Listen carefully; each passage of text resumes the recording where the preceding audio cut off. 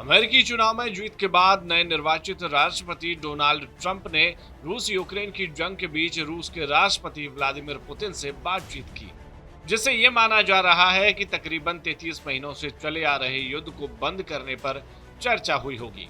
हालांकि क्रेमलिन ने इस खबर का खंडन कर दिया है, लेकिन खबर के सुर्खियों में आने के साथ ही राष्ट्रपति पुतिन ने बैटल ऑफ डोनेस्क को और ज्यादा आक्रामक कर दिया है।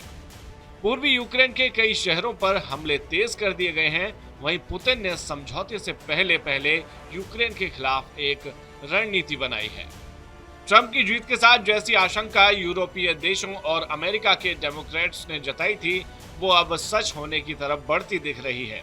जब रूसी सेनाएं यूक्रेनी मोर्चों पर बारूद बरसा रही है और जब यूक्रेन के डोनेस्क को कब्जा करने के लिए रूसी सेना आगे बढ़ रही है, ठीक उसी वक्त ट्रंप के बेटे डोनाल्ड ट्रंप जूनियर ने इंस्टाग्राम पर एक पोस्ट करके जेलेंस्की का मजाक उड़ाया। मीम में ट्रंप के साथ जेलेंस्की नजर आ रहे हैं और चेहरे पर चिंता के भाव हैं। उसके बाद जेलेंस्की के सिर पर डॉलर बरसने लगते हैं। जूनियर ट्रंप ने मीम के कैप्शन में लिखा है POV, यानी कि पॉइंट ऑफ व्यू, जब आप डॉलर भत्ता बंद होने से 38 दिन दूर हो। दरअसल 20 जनवरी को ट्रंप ओवल ऑफिस की जिम्मेदारी संभाल लेंगे, जिसमें अब 38 दिन का समय बचा है और आशंका है कि इसके बाद यूक्रेन को मिलने वाली कई मिलियन डॉलर की मदद बंद हो सकती है, यानी जंग में यूक्रेन अकेला रह जाएगा। इस बीच अंतर्राष्ट्रीय मीडिया में कुछ जगहों पर एक रिपोर्ट छपी है, जिसके मुताबिक ट्रंप और पुतिन की फोन पर बातचीत भी हुई है। 10 नवंबर को ट्रंप और पुतिन की फोन पर बातचीत हुई। इस बातचीत में रूस यूक्रेन युद्ध पर बात हुई। माना जा रहा है कि ट्रंप और पुतिन के बीच समाधान पर भी बात हुई होगी।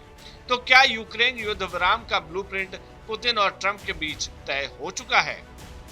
अगर वाकई में बातचीत हुई है तो इस बातचीत के बाद ही यूक्रेन ने रूस पर हमले तेज कर दिए। रूसी सेना ने कुरोखोवो के मोर्चे पर FAB-1500 बम से हमला किया। इसके साथ ही रूस के 8 Tu-95 बॉम्बर्स ने यूक्रेन के कई शहरों पर मिसाइल और बम से हमले किए।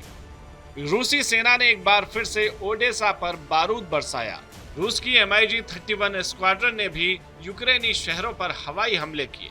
कीव पर हमलों की आशंका से लोगों को अंडरग्राउंड रेलवे स्टेशन में शरण लेनी पड़ी। वहीं यूक्रेन के ही एक दूसरे इलाके ज़ैपोरिज़िया और मिकोलेव में रूस ने बम बरसाए। इन दोनों ही जगहों पर जान माल का काफी नुकसान हुआ। माना जा रहा है कि बहुत जल्द ट्रंप युद्ध विराम का मसौदा सार्वजनिक कर सकते हैं। पोलैंड सरकार की रिपोर्ट है कि ट्रंप 20 जनवरी से पहले ही अपने यूक्रेन प्लान का ऐलान कर सकते हैं। इस शांति प्रस्ताव के सार्वजनिक होने से पहले ही पुतिन ने बैटल ऑफ डोनेस्क को खत्म करने का लक्ष्य तय किया है, यानी पूरे डोनेस्क पर रूस का कब्जा जमाना, ताकि शांति वार्ता डील में यूक्रेन पर दबाव बनाया जा सके। अब देखना होगा कि आखिर किन शर्तों को आगे रखकर डोनाल्ड ट्रंप रूस या फिर यूक्रेन पर युद्ध विराम का दबाव बना पाते हैं।